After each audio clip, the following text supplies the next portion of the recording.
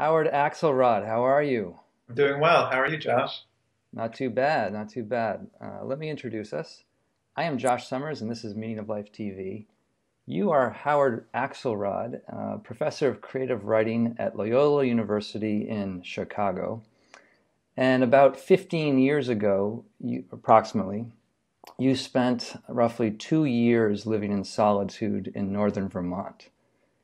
And lucky for all of us, you survived, and you've gone on to write an interesting book about that experience called The Point of Vanishing, a memoir of 2 years in solitude.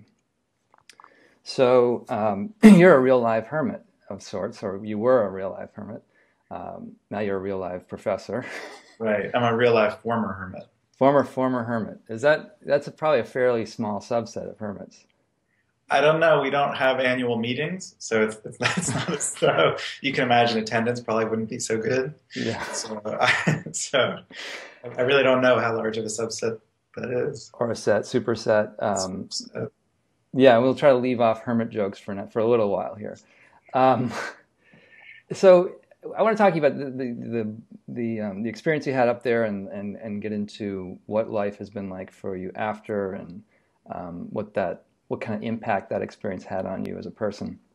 Um, and maybe to start out, to begin with a question around your background. As a boy growing up, were you like, was this on your bucket list from the very beginning? Like, were you like part of the young Appalachian Mountain Club pioneers or a Cub Scout group, and I, like reading Walt Whitman and Thoreau and listening to Cat Stevens and just dreaming of being miles from nowhere? Was that part of your youth? Not so much. Although I will confess, I did like Cat Stevens when I was in high school, but that was maybe the exception. I was not a member of Boy Scouts. I didn't go on a lot of hikes as a kid. My family didn't do much camping.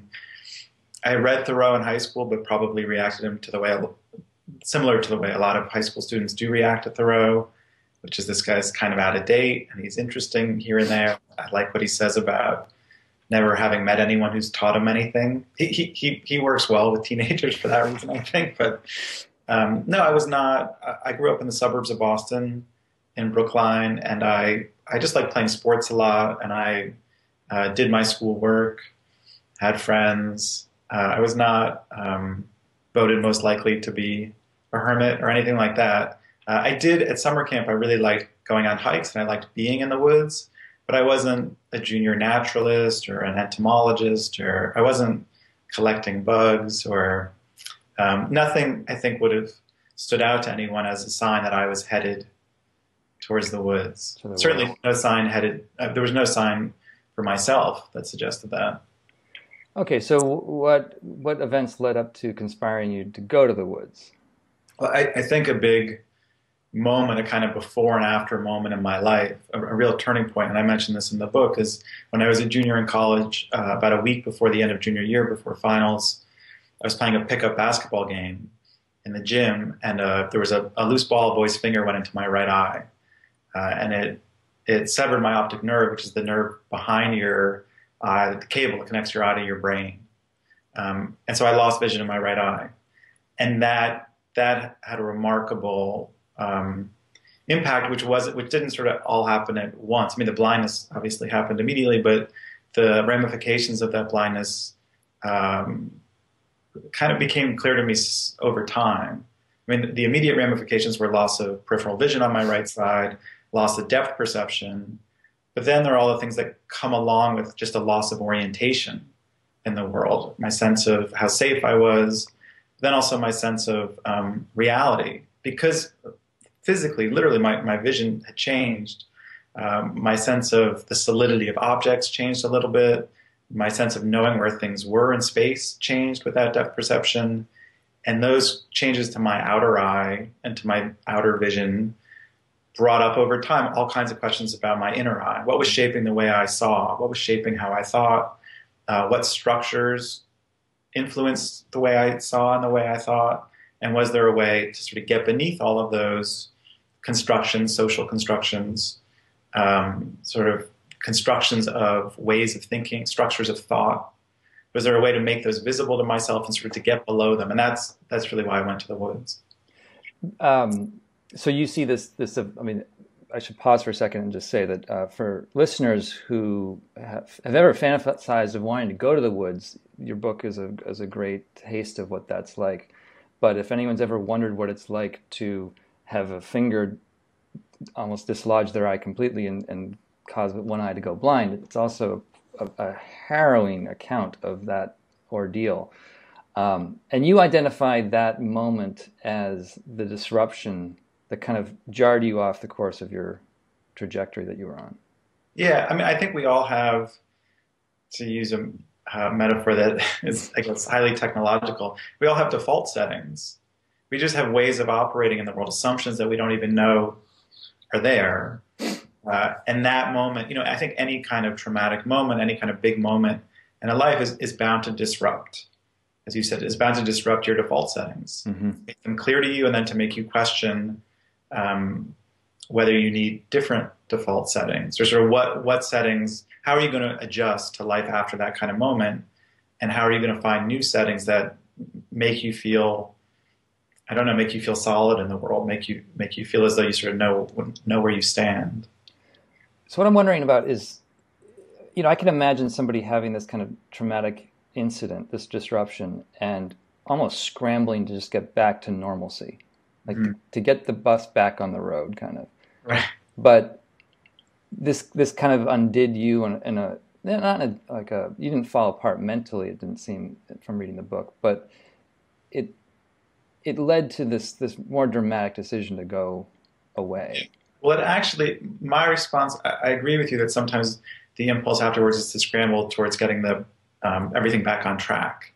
And I had that response also. I had both responses. So I went back to college about 10 days after the accident. I took my exams for junior year. Senior year, I went back. I did all the classes. I graduated. I wrote a thesis, not incidentally on Invisible Man, which he talks a lot about the inner eye, and what enables us to see each other or not see each other, how racism is really a function. I mean, this stuff gets into a lot of social commentary questions too. It's not just philosophical. It's not just epistemological. Mm-hmm. What do we see in others? Why do we see it? What prevents us from seeing each other? So yeah, at the time I don't think I put all that together, but that was my thesis was on Invisible Man, and that prologue talks a great deal about inner eye and vision and what enables vision.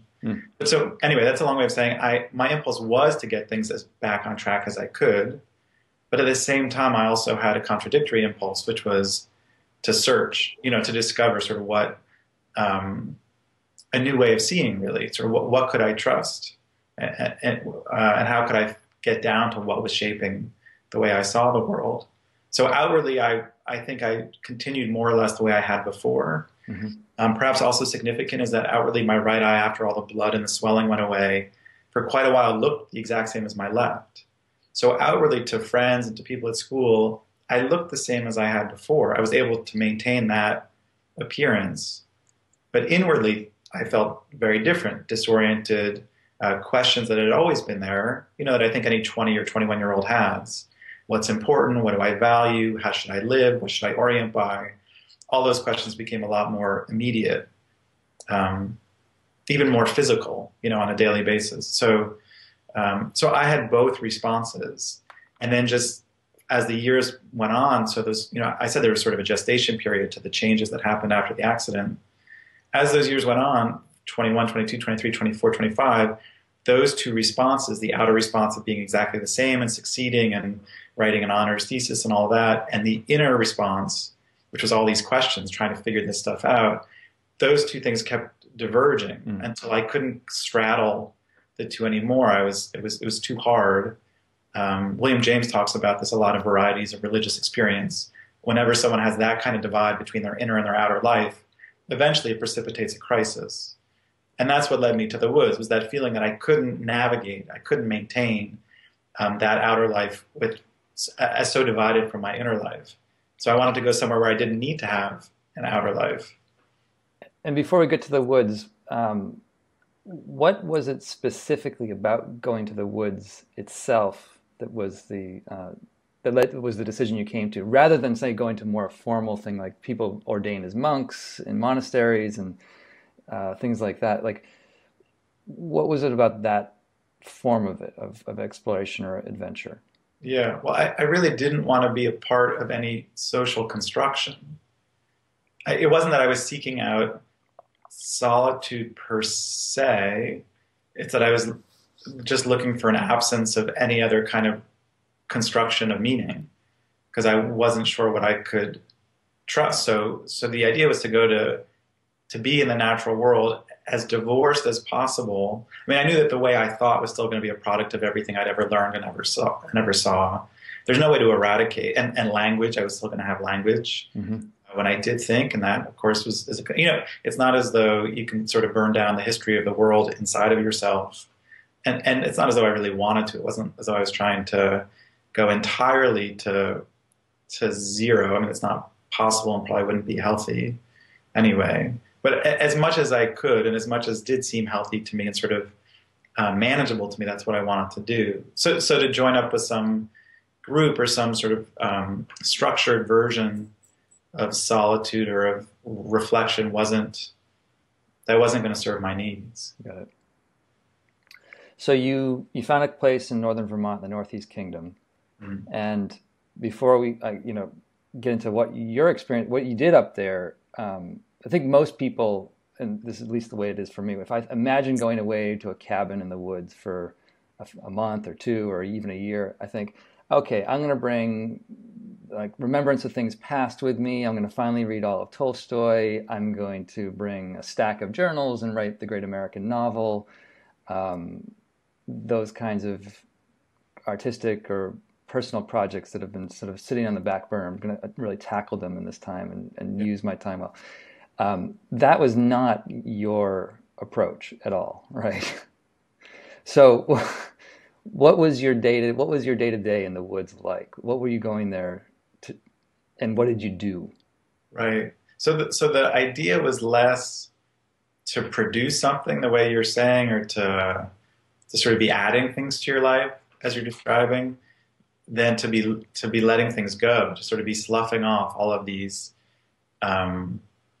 masks that I'd worn, to sort of play the roles that I was supposed to play, sloughing off all of sort of all the received wisdom or received ideas that I just accumulated or had bought into.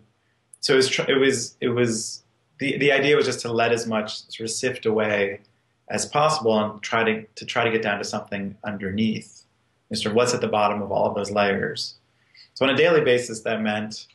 Did you fully come to that yourself? I mean, that's because it was like, was there any model that you were following on how to do this? No model. No. Yeah, no model, no instruction manual. I think it was, and I'm not even sure how conscious that was. Like at the time, as I was going in, if someone had said, "Listen, just to get onto this mud road, there's a little gate, and there's a guy in the little gate or in a booth by the little gate, and he's going to ask you for a statement of purpose, and you're just going to have to answer him." I don't know how I would have articulated it then, and if I could have. I don't know if I would have said it that cleanly, but that's very much how it felt. So it was equally. It was partially escape, for sure, but it was equally search. Mm-hmm. And that's what the search was. How can you get down to what's underneath all of those layers? And so on a daily basis, what that meant was just going very slowly and waking up at dawn, usually because it was very cold in the house, having to put wood in the wood stove, make the fire again, drink some tea. But again, just doing it without really having anything else on my mind. It's not as though I had to get to an appointment or get to a job, that's a real luxury to have your days structured or unstructured to the degree where you feel comfortable slowing down like that. And then mostly I just go for walks. I had snowshoes and I'd walk up into the trees around the house, and as I walked, I was paying attention to what was around me, and then I guess also paying attention to how I paid attention. So noticing what happened if I was thinking, you know, how much less you see and hear if you're thinking about something. So then I would just wait until I wasn't thinking about anything because there was no rush, and then and then I would start walking again. And so it was just I was sort of trying to become attuned to. Were you walking at normal pace? Were you slow walking? Probably Both. Yeah, well, no, probably pretty slowly. I mean, I wasn't trying to get anywhere, and it wasn't for exercise. It's not as though I had a Fitbit or something keeping track of my daily mileage. Yeah. And there was a lot to look at. It was really beautiful in these woods, especially after the snow, and then you know, the way the light would hit snow, or if a bird left from a branch, the way the snow would filter down through the sunlight, and also just listening to the birds, learning how to see. There were chickadees there, black-capped chickadees, but in the snow, it's pretty hard to see them because they're white and gray. They're a little black, but if they're in the trees, it can be very hard to find them. You hear them singing. So then learning how to, you know, I guess what birders know, you don't look specifically to where you hear that sound. You let your eyes go sort of soft, and you just wait for motion. So you're sort of seeing not just one little branch on one tree, you're seeing the trees, and then you see motion, then you can find the bird. And that, I guess, you know, maybe that's sort of an analog for what I was trying to do, is learning how to see more, seeing larger motions rather than just larger patterns, rather than just finding one little thing here and there. So that's what I was doing on those walks. And those walks would go on for hours? A couple hours, yeah, I guess a couple hours. Come back, you know, so I would do that in the morning, then maybe come back, have a little lunch, make some more tea, put some more wood in the wood stove, maybe take a nap because it was such a tiring morning, and then go do it again in the afternoon. And then it would get dark. It got dark very early in the winter there. I was so far north, so I'd go to bed not too long after it grew dark. In some ways, this sounds to me a little bit like a form, you know, your own informal way of coming to what might be called a mindfulness practice of observing and connecting to your natural environment. Like you're out walking and looking at things as you're describing. When you started your time in the woods, did you find there was a break-in period? Was there an adjustment period for you to get settled into it? Because I'm just thinking that this is St. Patrick's Day that we're recording. It's not the day that it's going on live.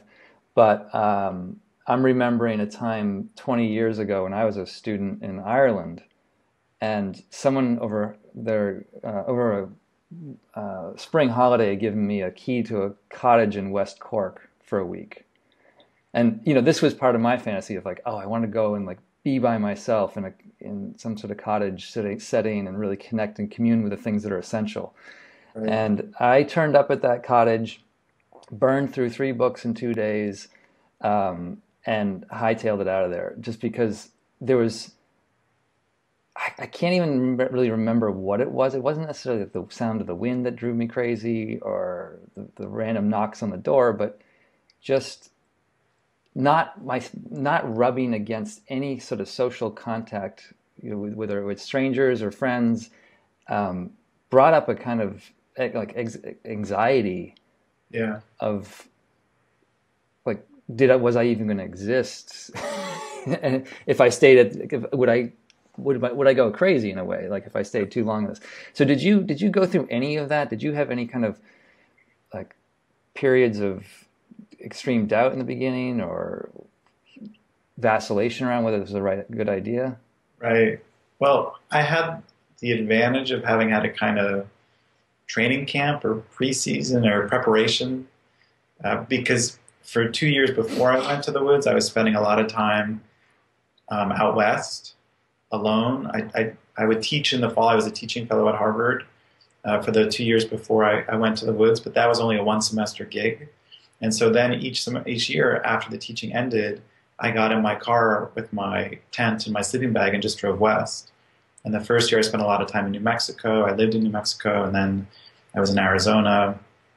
And the second time, I wound up living in a trailer in Idaho, right on the Idaho-Wyoming border near the Grand Tetons. Mm-hmm. And then also lived in a cabin in Montana for a month, which may sound a lot like the Unabomber, but I did not meet him.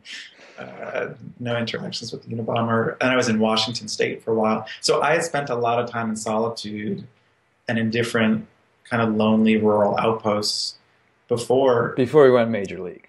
Before I went pro, yeah, before I went major league, to keep with the sports metaphor. So it wasn't as though I went from hailing a cab downtown one day to just living in the woods. Mm-hmm. Next, there was a real run up and a kind of inner preparation, I guess. But that said, there still was a kind of acclimation period. I think the first week or so, I just felt so happy to be there. It was so beautiful. It was the fall when I moved in. There were apples on the apple trees. There were pears on the pear trees. I just spent a lot of time barefoot and eating breakfast in the meadow with the trees. And it was such a relief, really, to be there and feel as though I could breathe out. And I didn't have to be searching anymore for a place where I could do that. I felt as though this is it. You know, all these travels that I've been on, all this sort of searching, if it's not going to happen here, whatever I'm looking for, it's not going to happen anywhere. Mm-hmm. This is it. This is the last chance you get. You're not going to, where are you going to go now? I was sort of running out of states in the United States to go to, and unless I was going to go to some cottage in Ireland. I kind of knew like this was it. So at least there was that. It was kind of like I finally come to the place where I can have this search go as deep as it needs to go. So there was that relief. But then maybe the week after that, yeah, it starts to, the question starts to settle in. What have I done? Great. So I found this is the place where I can carry on this search or this need that I have. But you know, what is that going to entail? How deep is this going to get? How hard is it going to get? And really, I guess this goes with your question. What if I don't ever make it back? You know, what if I can't make it back out? And there's a part in the book where that comes up.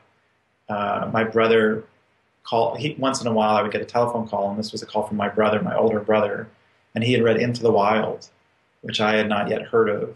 Chris McCandless, was that the story about John Krakauer's story about Chris McCandless? Yeah, who goes to Alaska and goes to live in the woods. And what he did was far more extreme than what I did, and who doesn't make it back. And so that was part of that conversation with my brother. And then the question I had was, you know, what if the road because in that book, part of why he can't get out is the river that he crossed floods in the spring. And so he can't get back out the way he came in. And for me, it seemed like there was no river that I had crossed literally, but it did seem like an appropriate analog for that question. What if the road that leads in doesn't lead back out? And what if? And so those questions, you know, 2 or 3 weeks in, you start to wonder, just what have I gotten myself into? Mm-hmm. And then, you know, those questions, they linger, but they go more to the back. And then I was just doing what I was doing. So as I'm listening to you, I'm imagining a week of this sounds really good. A month sounds even pretty good. But a year plus another year, 2 years. Yeah. I just had to sit with that for a second. 2 years of slowly getting up in the morning, making a cup of tea, lighting a fire, going for a long winter walk or a woods walk. Yeah. Looking at the chickadees and the snails. Right. And that, you know, when you tack on that amount of time to it, part of me feels like I'd be worried about missing out on some of my life. You did this before FOMO, fear of missing out, became a sort of an acronym and a thing. But did you have that? Did you experience that at all? Right. Thank God I did it before FOMO. Otherwise, who knows if it would have been 2 weeks in the woods. That's right. I think you're right to emphasize the time, because I think that's something that gets lost fairly easily, especially in a culture where we understand time in short little bursts and not in long periods, and so much changes over that kind of period of time. I mean, really what I was experiencing was a going down, a deepening of, I guess, perceptual layers or something. You know, sort of the way I perceived time really changed. The way my memory worked really changed. The way my senses worked. And all of that stuff takes a great deal of time. It's not something you can experience without time. So that was a very important part of it. In terms of your question about fear of missing out, was I missing out on my life for those 2 years? Or yeah, I suppose I was. I mean, I was 20. It was between the ages of 25 and 27. So during those years, friends are establishing themselves in careers, establishing relationships, getting married, some even having kids. I mean, it's not as though that time is refundable in some way, or that there's not, a certain kind of loss, or there was. That absolutely happened. And in those years, it's very hard also after those, if you were to come back at 27, to then find your way into a career again or relationships again. I mean, that is. I definitely want to talk about the integration back, because I'm very interested in how that went for you. But maybe come back to this topic of time for a moment, because it seems like one of the things I felt in reading the book was that time was this different perception of time, more of this geological or astronomical kind of sense of time, almost felt like one of the constants, maybe, or the universal relative absolutes that you may have been looking for underneath the layers of social construction and relativism that was driving you away. Yeah, very much so. I mean, I came to a sense of time that I think was very comforting. I mean, there's just the daily stuff. I didn't have a watch, and there were no clocks in the house because there wasn't a microwave, and there wasn't a computer, and there wasn't a cell phone, there wasn't a TV. You know, all the things where you can see clocks. Yeah, so that's actually a really important point. I remember reading that in the book, that there was just this absence of any marker of time other than the sun. There are lots of markers of time. There's not clock markers. Natural, yeah, exactly. Yeah, natural markers. And there are no social. I mean, I don't wear a watch still, but I can tell what time it is mostly by what's happening if I'm in a city, by seeing what people are doing. Mm-hmm. You know, or certainly with patterns of people. If you live in a house, or at the college where I teach, it's pretty easy to know when class is about to start because you see people crossing the quad, and so there are lots of social markers of time too. But if you take away clock markers and social markers, then all you have left are the natural markers, and your own personal habits, your sense of time, just based on what your routine is. So as you went in through this experience, you peel back these layers, peel back the social constructions, you immerse yourself in nature, really heighten the perception of nature and connection with that. Did it feel like you were uncovering something more essential in you? I guess so. It may not be phrasing the question correctly, but I stopped. I wasn't very self-conscious. I mean, as time went on, especially because if you're not seeing yourself reflected, you lose. Well, that's what I was trying to get at. It's like in a certain sense, like if you think about the things that stress you out, or if I think about the things that stress me out, it's usually something to do with my relationship to other people, like or situations or dynamics. So imagine if you're able to take those things away, and have those thoughts and ruminations about those dynamics at abeyance for long enough, that there might be this more stable center beneath that. That's true. And the part of identity that comes from all those interactions, which I think is valid. I mean, certainly there's anxiety involved with that, but that, who you are when you interact with other people, I think is an important part of identity for sure. But that part of identity, like you said, was in abeyance. I didn't have to deal with it. And there were no sort of markers when you walk outside, there's just the way everybody looks at you is a kind of mirror, for better and for worse. And that was gone too. So when you said, was I becoming sort of more aware of a deeper layer of myself, I think I was, but I wasn't aware that I was becoming aware of it. It was just the way I was living. Well, and that's sort of what I was trying to tease out too, is because you're going through this process of a kind of transformation, and sometimes in a process of transformation, you're not conscious of the transformation occurring while it only sort of hits you when you maybe reintegrate or get that mirror reflection back from others. Right.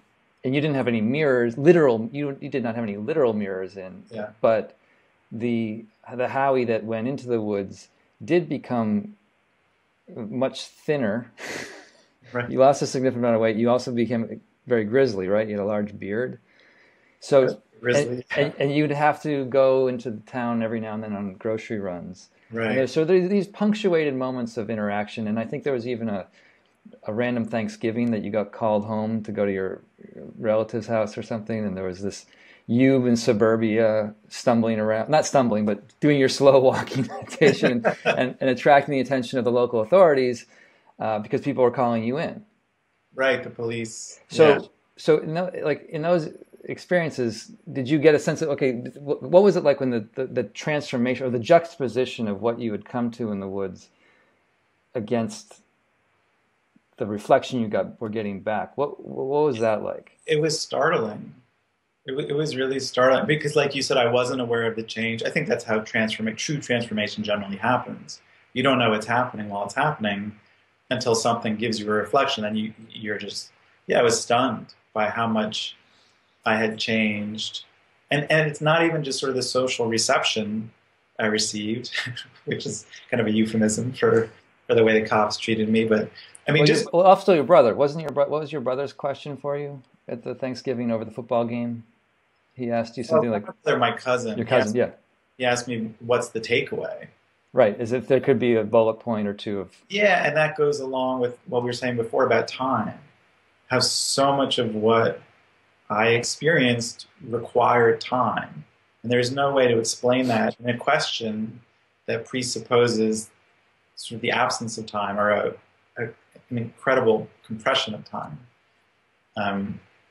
What I was going to say before that is so it wasn't even just sort of the social response I got. When I would go into the little town close to where I lived to go to the market to get food every 2 weeks or so if I wasn't snowed in, just hearing the radio that was playing on the speakers in the aisles, the pop station, was overwhelming because I hadn't been listening to music.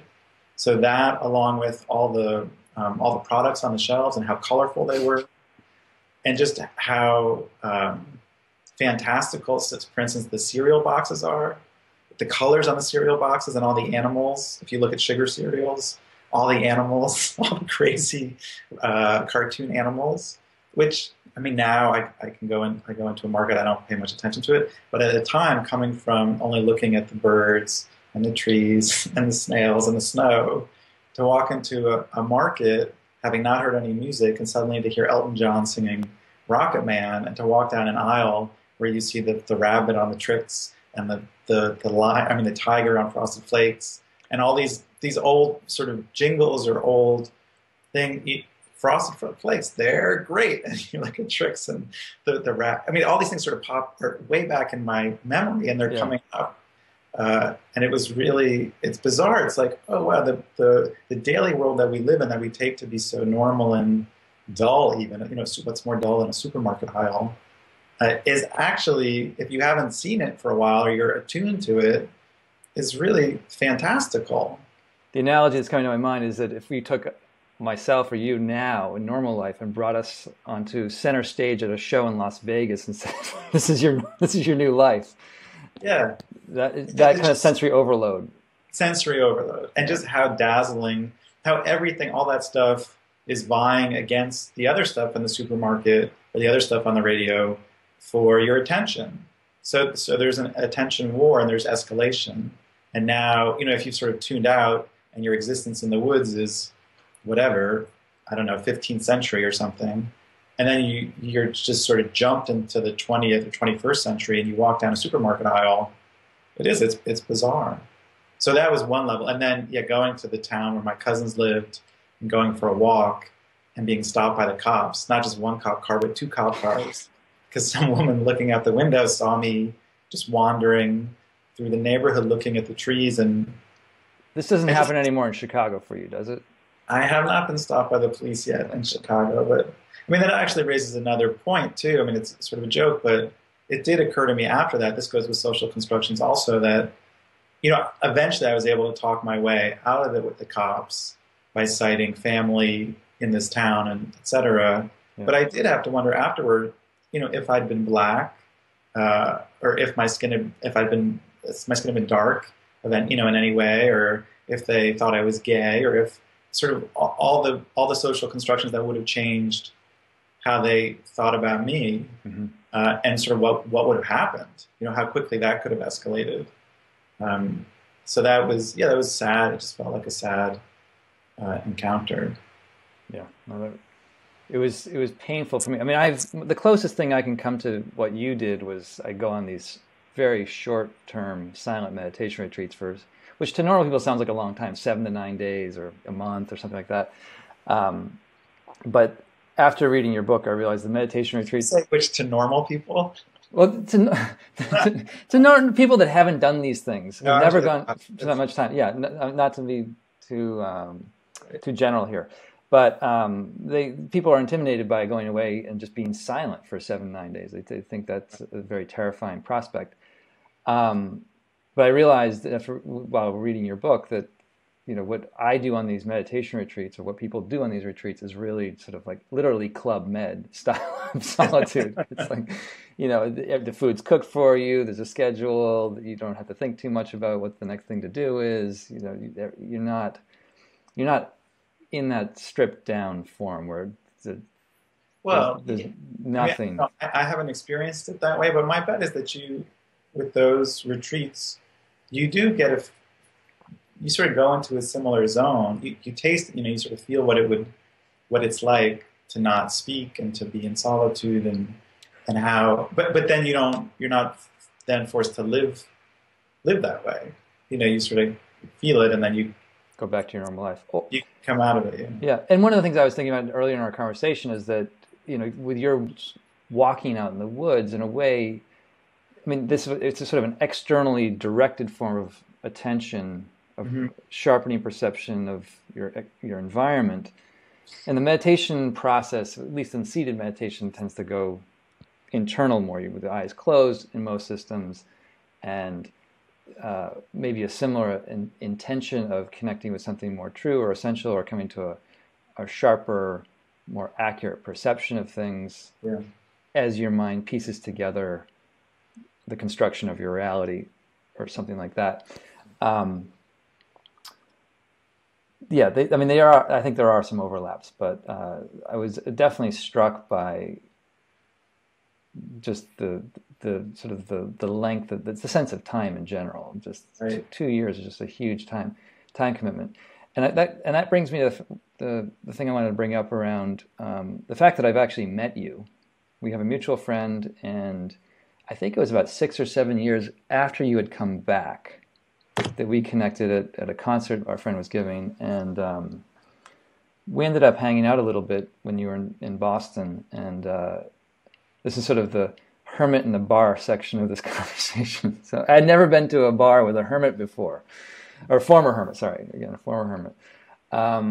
But again, I had been around like some seasoned meditators, some seasoned meditation teachers who kind of evince a kind of gravitas of presence. And when I was sitting next to you in the bar, I remember really having the sense that kind of a few things were happening, where one was it seemed like there was nothing moving in you. Like, sort of one way of describing it, where you were there, but your mind was not moving off point. It had this sort of, like, you locked in and then you were just there. And that was coupled with also another sense that you were kind of looking, you had this eternal gaze. it was past the transient moment, like you were looking at across time in a way. Uh-huh. And I have to say, I think you were writing the book when we met, you were in the process of writing it at that time. But rereading or reading the book through the winter in preparation of the conversation here, there was something that was imparted of that. There was a quality of that attention, perception, real stillness of presence that kind of soaked into me while I was reading. And so one of the things I wanted to ask you about around that was, I've only seen you a few times live, you know, I only had a few drinks, but have other people talked about that, and have you noticed this? Has this something been a quality in you that's endured, or does it come and go? Do you get stressed now? What is your impact on others like? That's a big. I know it's a lot of questions probably rolled into one, but yeah, and it's a very hard question for me to answer. You know, I teach creative writing now. It's something I always have to tell my students is point of view. You need to make sure you're faithful to the character's point of view, and your character doesn't try to give someone else's point of view. So unless you're third omniscient, but I'm not omniscient, so I don't know how people respond exactly. People have said somewhat similar things. But there was a friend who said there's a lot. I remember her just because the way she phrased it struck me. She said there's just a lot of space around you, and so I guess I do get that, and I don't. Did it always feel that way? Like, you mean before I went to the woods? Yeah.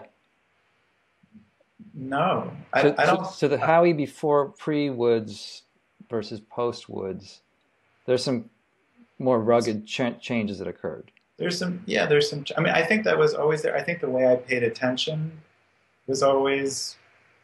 I don't know. I mean, I know that for me, when I never read in the library, and the reason I wouldn't read in the library was that because when I read, I would go very far away.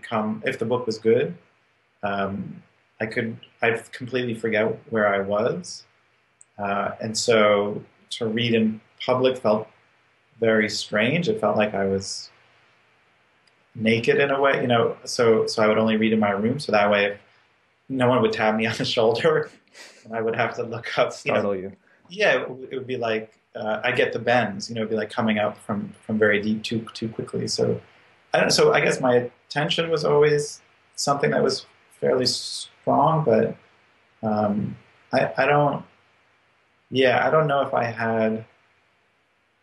I guess everybody has this. It's sort of like it has to do with, I guess, your orientation or your perspective.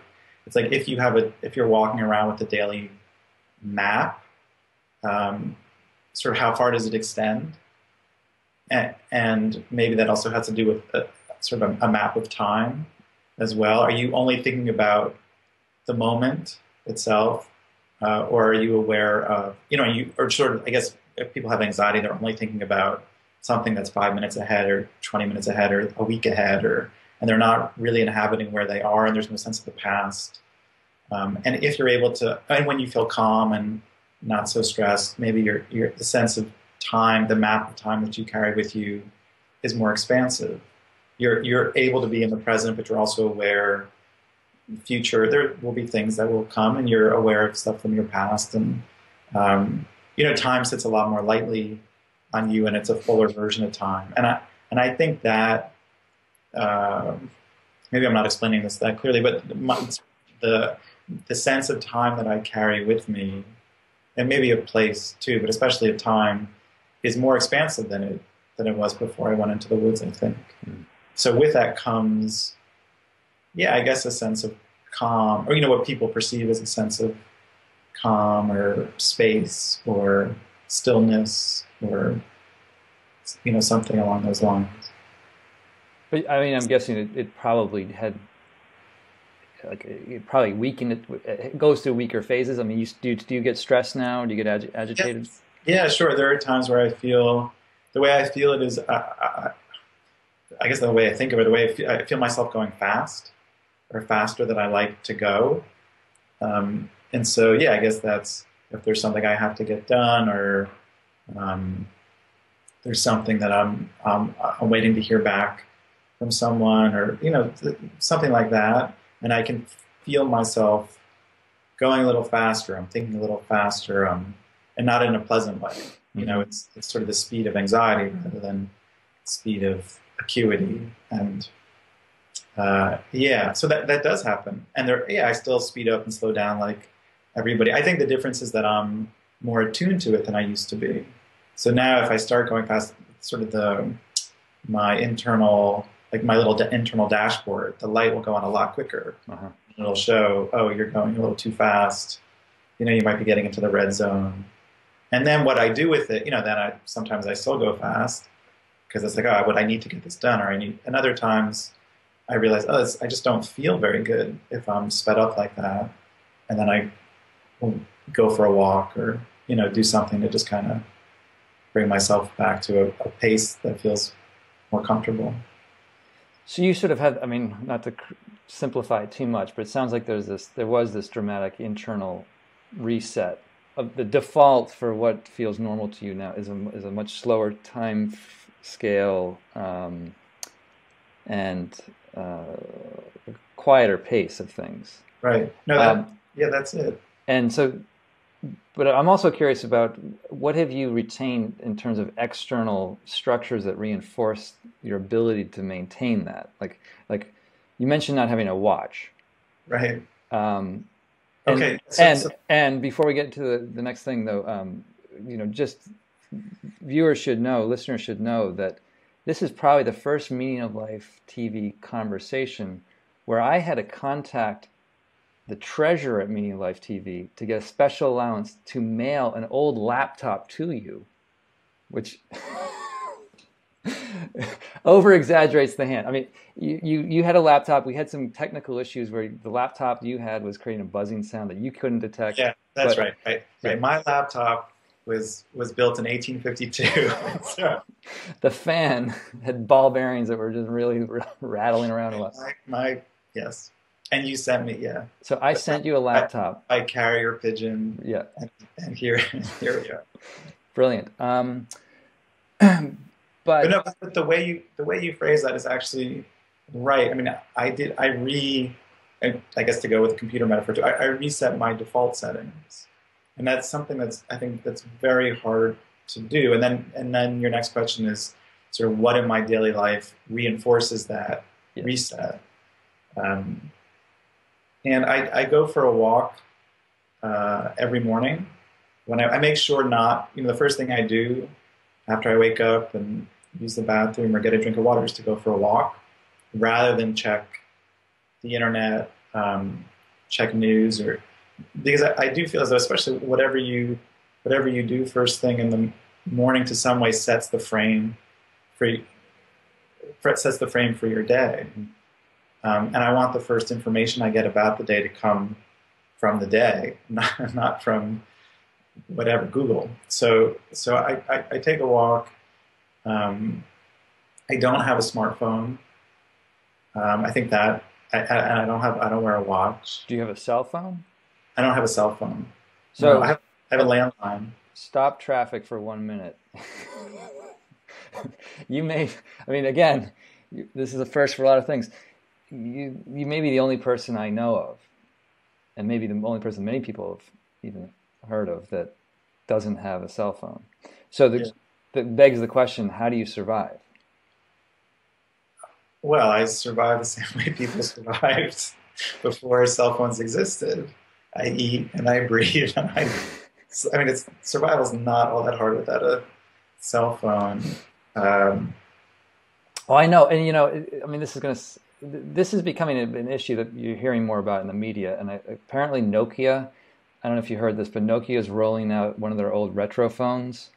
Oh, I did hear that. Yeah, so people don't have to have quite the connectivity. Yeah. Oh. I think the question about how do you survive is the question that people ask, but of course it overstates. What it really states is our dependence, right? And our defaults, our assumption that this is what you need. But there is a kind of social, for sure, if everybody has this and you don't, socially, how do you survive. The question comes up. I mean, people, because the way we act is different now. So now, if you plan to meet someone at 6:30 for whatever, for a drink, that's a lot more provisional than it used to be. It's like roughly 6:30. Then you're going to text each other and then figure, well, I'm here, I'm late, and so yeah, what happens with people when they say 6:30 and I say, but I don't. Yeah, do you sit there at the bar twiddling your thumbs, waiting? Yeah, well, that's the thing. It's because so I'm on time. If someone says 6:30, I'll get there at 6:30 usually, uh, and actually my sense of time is. This may sound, I don't know, contradictory, but my sense of time is pretty good. I think in part because I don't have a watch. So just by the way the light is or by what's happening, I generally know what time it is within 15 minutes of the time. So I'm usually on time, but then other people, it's not that I'm going to keep them waiting, but then they feel bad. They want to be able to text me to say I'm going to be late, and I have to say I don't mind. Yeah, I don't mind sitting for 20 minutes at a bar, just looking around, drinking my drink, doing, just paying attention. And that's very hard for people to. I mean, my close friends get it now, but a lot of people think, oh, but that's just terrible if you have to sit there for 20, and you don't even have a phone. What are you going to do for 20 minutes? And it's like, I actually love that time because there's nothing I can be doing. There's nothing I need to be doing. I'm just sitting there enjoying whatever I've ordered or looking around. Yeah, so it's making me think we are of the generation, though, where we are on the cusp. We remember what it was like before the invasion. You're making me feel very old. Yeah, we do. I didn't have email in college. Senior year, people started to have email, and I didn't get it. But people, that was. So yeah, survival without a phone is fairly easy. And the reason I don't have one, it's not some kind of statement or. It's just that I don't. The way I think of it is like is I don't know if I've mentioned this before. It's like an airport, like being in an airport, where it's really exciting. Especially when I was a kid, it was really exciting to go to the airport because you'd see all the flights. From here you can go to San Juan. Here you can go to Miami. Here you can go to Istanbul. And it drew all of those places closer. But also when you're in an airport, everything is potential. You can be anywhere. Mm-hmm. And I love that feeling, but I also wouldn't want to live in that. I wouldn't want to live in an airport because then when you're in an airport, you're not really anywhere. It doesn't feel like you're anywhere. And it feels to me like if I had a phone, it would feel like living in that airport. Like everything would be brought closer. I could learn about this. I could look at this. I could watch that movie. But I wouldn't actually be where I was as I was walking down the street. Right. And so that's what I don't have one. Reminds me of this line that I had scribbled down from Thoreau. He says, "I had walked into the woods bodily without getting there in spirit." And I think we're there bodily, but nobody's home. And that's what was another question I had. When you look at everybody around you now, I mean, I have this reflection a lot, but I look around and everybody, with the odd exception, is craned over a cell phone or a smartphone. What do you reflect on when you see that? Well, I don't really know what each person who's looking at their cell phone is.